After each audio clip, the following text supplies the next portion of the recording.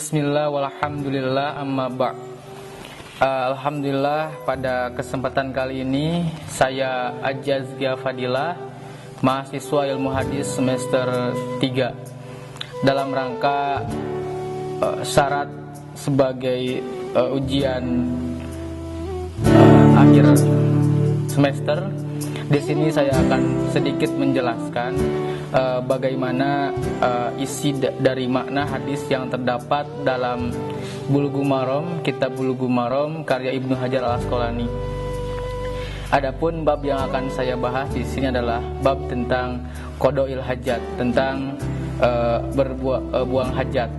Kemudian bab yang akan saya bahas, hadis yang akan saya bahas di sini adalah hadis tentang dianjurkannya menjauh dan membuat penghalang ketika sedang buang hajat.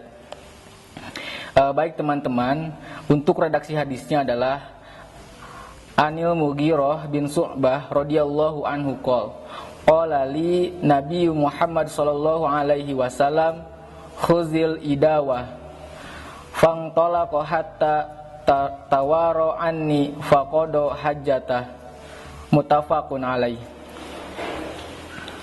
Hadis ini diriwayatkan oleh sahabat Mughirah bin Syu'bah radhiyallahu an.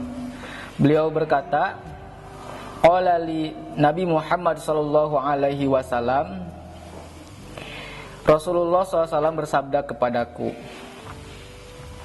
khudil idawah, ambillah wadah air kepadaku, fangtolaqo hatta tawarani. Kemudian Rasulullah Shallallahu Alaihi Wasallam pergi hingga tak terlihat oleh Al-Mughirah. Faqada hajjah, kemudian beliau menyelesaikan buang hajatnya. Muttafaq alaih. Hadis ini diriwayatkan oleh Imam Bukhari dan Imam Muslim. Baik teman-teman, adapun hadis ini dalam kitab Ibnu Hajar Al-Asqalani dalam Bulughul Maramnya, bahwa hadis ini dikeluarkan atau diriwayatkan oleh dua imam, yaitu Imam Bukhari dalam Sahihnya, Sahih Bukhari, dalam bab As-Salatu fi Jabati As-Samiyah, juz ke-1 halaman 81. Kemudian selain Imam Bukhari, hadis ini diriwayatkan juga oleh Imam Muslim, yang terdapat di dalam bab Masaha alal Hufaini, hadis nomor ke 274, juz 1 halaman 229, dengan redaksi mohon maaf. Itulah tadi kedua imam yang meriwayatkan hadis tentang untuk membuat penghalang atau menjauh dari keramaian ketika kita akan berbuang hajat. Hadirin ikhwatu iman rahimakumullah, teman-teman yang saya banggakan, melihat dari apa yang tadi telah saya sampaikan, bahwa hadis ini secara sanadnya itu berasal dari satu orang sahabat, yaitu Mughirah bin Syu'bah, yang mana Mughirah bin Syu'bah ini adalah seorang sahabat Nabi yang wafat pada setelah tahun 100 Hijriah. Beliau adalah nama asli beliau adalah Al-Mughirah bin Syu'bah As-Saqafi. Kemudian beliau juga merupakan tabaqat ke-6. Kemudian hadis ini juga dalam sanadnya itu ittisal. Ittisal itu artinya hadis ini sampai tidak ada keterputusan sanad.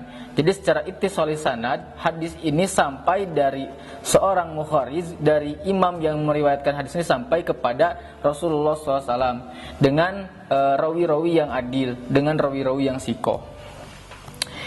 Nah, kemudian dalam sanad ini juga bahwasanya ada dua riwayat. Kalau tadi saya menyebutkan dalam takhrij bahwa riwayat pertama adalah riwayat Imam Bukhari, kemudian riwayat Imam Muslim. Nah, riwayat Imam Bukhari dan riwayat Imam Muslim ini, Imam Bukhari menerima dari Yahya, kemudian Imam Muslim menerima dari Bakar bin Abi Syaibah dan Abu Quraib. Nah, ketiga orang ini, pertama Abu Bakar bin Abi Syu'bah, kemudian Abu Quraib, kemudian Yahya, itu satu guru dari Abu Muawiyah. Abu Muawiyah berguru kepada Al-Aghmas, Al-Aghmas berguru kepada Muslim, kemudian Muslim berguru kepada Masruq, kemudian Masruq berguru kepada atau menerima hadis ini dari Mughirah bin Syu'bah sampai kepada Rasulullah SAW. Jadi secara runtutan sanad bahwa hadis ini secara runtutannya tidak ada keterputusan. Secara hadis ini berlangsung berurutan, bersambung dari Rasul sampai kepada Muharrij. Kemudian derajat hadis ini, karena hadis ini tadi tergolong atau terdapat dalam dua kitab Shahihain, yaitu Bukhari dan Muslim dalam kitabnya Sahih Bukhari dan Sahih Muslim, maka hadis ini tergolong kepada hadis yang sahih. Dia tidak dapat diragukan lagi kesahihannya. Hadirin ikhwatu iman rahimahumullah, teman-teman yang saya banggakan dan saya bahagiakan, pada matan hadis ini ada beberapa mufradat yang akan saya jelaskan. Pertama, al-idawah. Apa itu idawah itu? Idawah adalah wadah kecil yang terbuat dari kulit dan digunakan untuk membawa air. Jadi pada waktu itu wadah yang digunakan oleh Rasulullah SAW yang dipinta kepada Mughirah bin Syu'bah adalah wadah yang terbuat dari kulit. Yang digunakan oleh Rasulullah SAW untuk berbuang air atau untuk mengambil air. Nah, kemudian ada mufradat tawaro'ani. Apa itu tawaro'ani itu?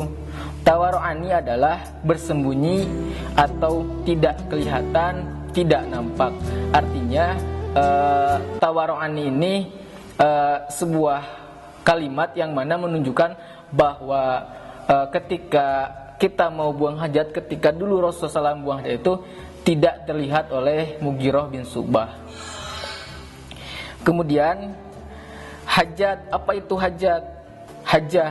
Hajah itu adalah buang air kecil atau buang air besar.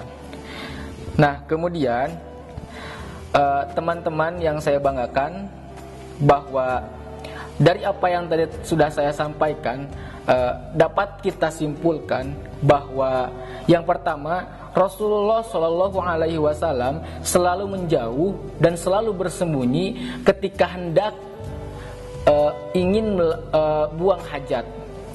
Maka apa tujuannya ini? Supaya ini menjaga aurat, menjaga kehormatan, sehingga tidak dilihat, tidak nampak dan tidak terlihat oleh manusia secara umum, oleh orang lain. Kemudian yang kedua adalah boleh mengganti, boleh meminta pertolongan kepada orang lain untuk mengambilkan wadah. Nah, jadi teman-teman, karena pada zaman dulu itu, pada zaman Rasulullah SAW itu keadaan tanah atau padang pasir yang begitu luas, tidak ada tembok-tembok yang menghalangi, tidak ada perumahan, hanya sedikit perumahan yang yang dibangun pada waktu itu, sehingga itu sangat luas. Jadi pandangan mata itu tidak sempit, bisa melihat sampai ujung penglihatan yang sangat jauh. Jadi teman-teman, ketika itu Rasulullah SAW jelas ketika buang hajat itu harus pertama mencari tempat yang tidak terlihat oleh manusia, atau kita sendiri yang membuat hijab, membuat penghalang. Nah, karena kawan-kawan pada masa sekarang, pada era sekarang itu banyak toilet umum, banyak WC-WC. Nah, kemudian kita ketika buang hajat itu jangan sampai terlihat oleh orang lain. Maka hendaklah kita masuk ke tempat-tempat yang tersembunyi seperti WC. Kemudian pada hadis ini juga kesimpulannya adalah malunya Nabi Muhammad SAW dan kesempurnaan akhlaknya, dan setelah itu dianjurkan merasa malu, dan itu adalah contoh bagi setiap muslim.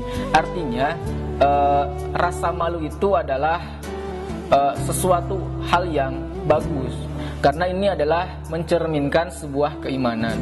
Seperti dalam sebuah hadis, al-haya'u minal iman, bahwa malu itu adalah bagian daripada iman.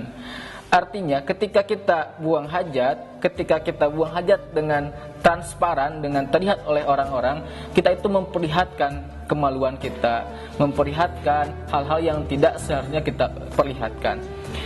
Mungkin sekian yang dapat saya sampaikan. Mohon maaf atas segala kekurangan dan kelebihannya.